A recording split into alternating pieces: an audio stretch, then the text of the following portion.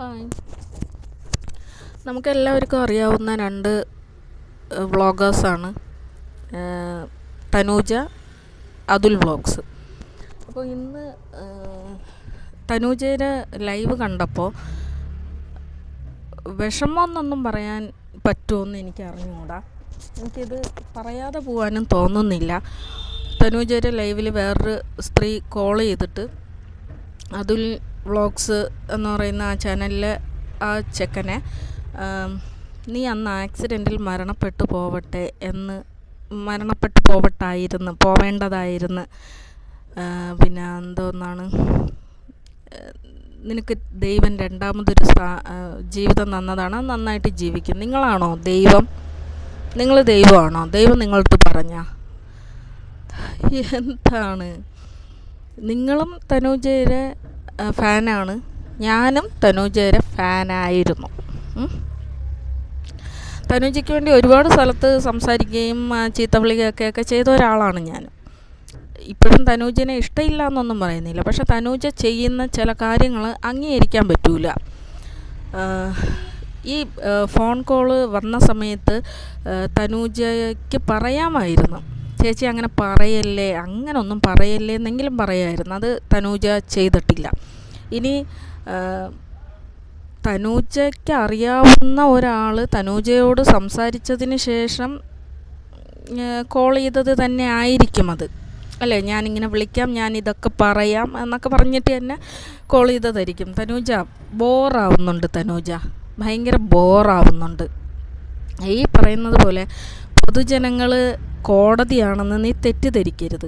നിൻ്റെ അറിവില്ലായ്മയോ മറ്റെന്തോ ആവട്ടെ, പക്ഷേ ഇപ്പം നിനക്കൊരു നല്ല ജീവിത സാഹചര്യം കിട്ടി, നിനക്കൊരു ജോലിയുണ്ട്, നിൻ്റെ മകളെ അന്തസ്സായിട്ട് വളർത്താൻ വേണ്ടിയിട്ടുള്ള ഒരു സാഹചര്യമൊക്കെ എന്തുകൊണ്ടോ ഉണ്ടായി. നമ്മളിപ്പം പൊതുസമൂഹത്തിൻ്റെ അടുത്ത് ഇതൊക്കെ നമ്മളെ വിഷമങ്ങൾ പറയുന്നത് തന്നെ ഇത്തരത്തിലൊരു സഹായം കിട്ടാൻ വേണ്ടിയിട്ടാണ്. അപ്പം നിനക്ക് അങ്ങനെ ഒരു സഹായം കിട്ടി, നീ നല്ല രീതിയിൽ ജീവിക്കാൻ വേണ്ടിയിട്ട് ശ്രമിക്കുന്നതിന് പകരം നിന്നെ ഉപേക്ഷിച്ച് പോയ, നിന്നെ വേണ്ട, നിൻ്റെ കൂടെ ജീവിക്കാൻ താല്പര്യമില്ല എന്ന് പറയുന്ന ഒരാളിനെ പിന്തുടർന്ന് ഉപദ്രവിക്കുന്നത് നീയാണ് തനൂജ, നീയാണ്.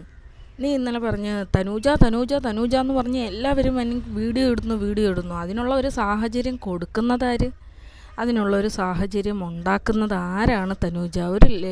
നിൻ്റെ ഒരു കഴിഞ്ഞ ഒരു 3 മാസത്തെ ലൈവ് എടുത്ത് മാത്രം നോക്ക്. 3 വർഷത്തെ അവിടെ നിൽക്കട്ടെ, 3 മാസത്തെ ലൈവ് മാത്രം എടുത്ത് നോക്ക്. എന്തെങ്കിലും ഒന്ന് പോസിറ്റീവായിട്ടുണ്ടോ? എല്ലാത്തിലും നിൻ്റെ ഭർത്താവിനെ തെറി വിളിക്കാനും പിന്നെ അങ്ങനെയല്ലേ നീ ഉപയോഗിക്കുന്നത്. പിന്നെ നിന്നെ അനുകൂലിക്കാത്ത, നിന്നെക്കുറിച്ച് നല്ലത് പറയാത്ത ആളുകളെ ഇങ്ങനെ പറയാനല്ലേ നീ ഉപയോഗിക്കുന്നത്?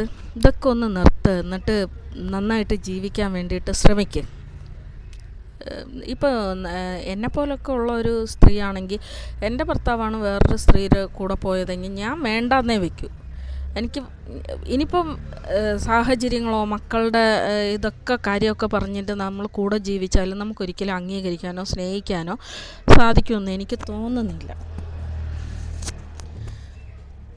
നമ്മളെ മനസ്സിലിങ്ങനെ സംശയം തന്നെയായിട്ട് ഇരിക്കും. അപ്പോൾ ജീവിക്കാനൊരു സാഹചര്യമുണ്ട് എങ്കിൽ ജീവിക്ക്. നീ എന്തായാലും ഇപ്പം ജിനു ഗോപി വന്നിട്ട് നിൻ്റെ കൂടെ ജീവിക്കും എന്നുള്ള ഒരു വിശ്വാസത്തിലൊന്നുമല്ല ഈ ഒരു കാര്യം ചെയ്തുകൊണ്ടിരിക്കുന്നത്. അതായത് അയാൾക്കുള്ള ഇമേജ് ഇടിക്കുക, അയാളെ ജീവിക്കാൻ അനുവദിക്കാതിരിക്കുക. ഇപ്പോൾ വീണ എന്ന് പറയുന്ന ആ പെൺകുട്ടി, അല്ല ആ സ്ത്രീ ജിനു ഗോപിനെ ഉപേക്ഷിച്ച് പോയാൽ നീ പോയി അയാളുടെ ഒപ്പം ജീവിക്കാനൊന്നും പോകുന്നുണ്ടോ? ഇല്ല. ഇതൊക്കെ നമുക്കൊക്കെ മനസ്സിലാവുന്നൊരു കാര്യമാണ്. അപ്പം നിൻ്റെ എയിം എന്താണെന്നും ഒക്കെ നമുക്ക് മനസ്സിലാവും. അപ്പോൾ അതുകൊണ്ട് അതൊക്കെ ഒന്ന് നിർത്ത്. കുറേ ആയില്ലേ ലൈവിട്ട് ഇങ്ങനെ ഒരു ആളെ വെറുപ്പിക്കുന്നത്. നിനക്ക് കുറച്ച് സപ്പോർട്ടേഴ്സ് ഉണ്ട്, അത് ഇല്ലാതാക്കാതെ നിനക്ക് BP ഒക്കെ ഉള്ളതല്ലേ, നീ ഇങ്ങനെ ഈ ഒരു രീതിയിൽ തന്നെ മുന്നോട്ട് പോയി കഴിഞ്ഞാൽ നിനക്ക് ഈ സപ്പോർട്ടേഴ്സ് ഒന്നും ഉണ്ടാവാൻ വേണ്ടിയിട്ട് പോകുന്നില്ല. ലാസ്റ്റ് ഭയങ്കര മോശം ഒരു അവസ്ഥയിൽ ആവും. നിൻ്റെ ഭർത്താവെന്ന് പറയുന്ന അയാളുടെ ജീവിതം നോക്കി അയാൾ പോയിട്ടുണ്ട്. ഇനി നിൻ്റെ മോളുടെ അച്ഛനാണ് അയാളടുത്ത് നമുക്ക് തോന്നുന്ന ദേഷ്യവും അത് തന്നെയാണ്. പിന്നെ ഇന്ത്യയിൽ പ്രായപൂർത്തിയായ സ്ത്രീ പുരുഷന്മാർക്ക് ഒന്നിച്ച് ജീവിക്കാം.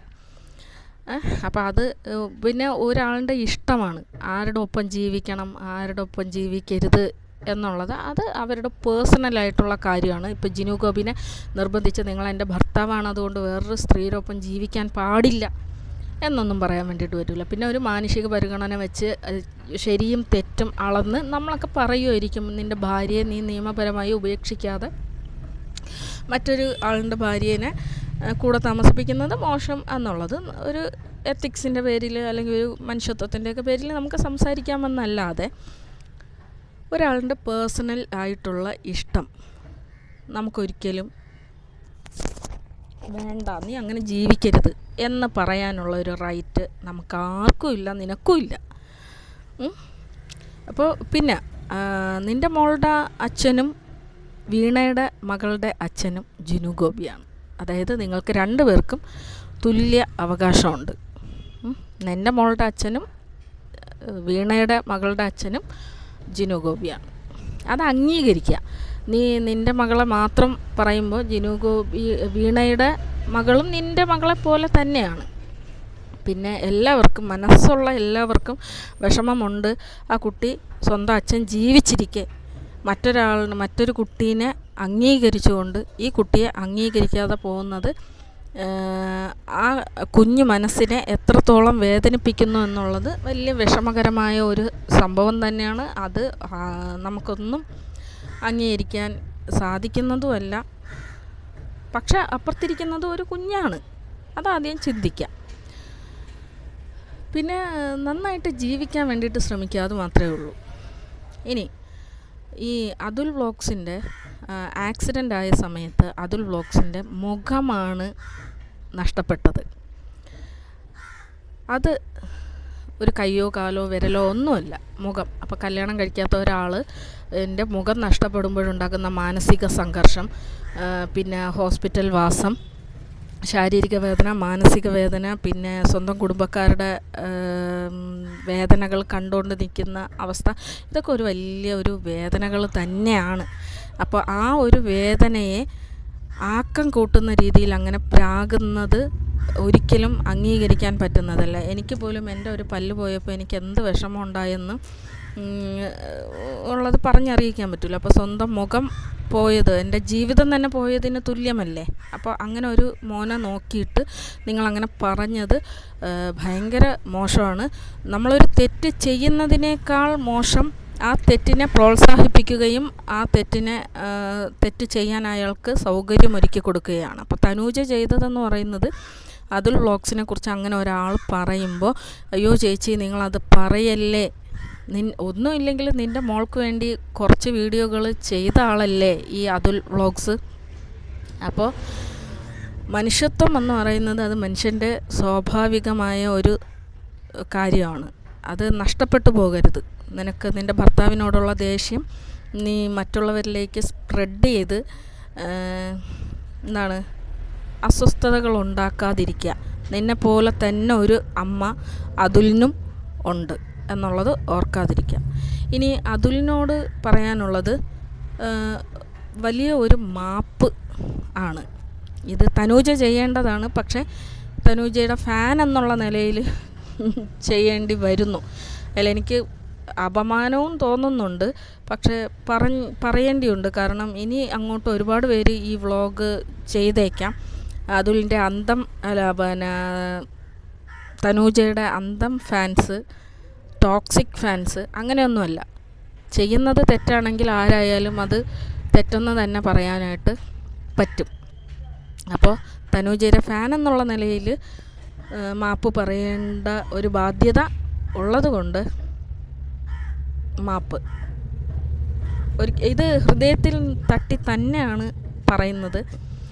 ഒരിക്കലും തനൂജയുടെ ഭാഗത്ത് നിന്ന് അങ്ങനെ ഉണ്ടാവാൻ പാടില്ലായിരുന്നു. അതുലിനോട് സോറി.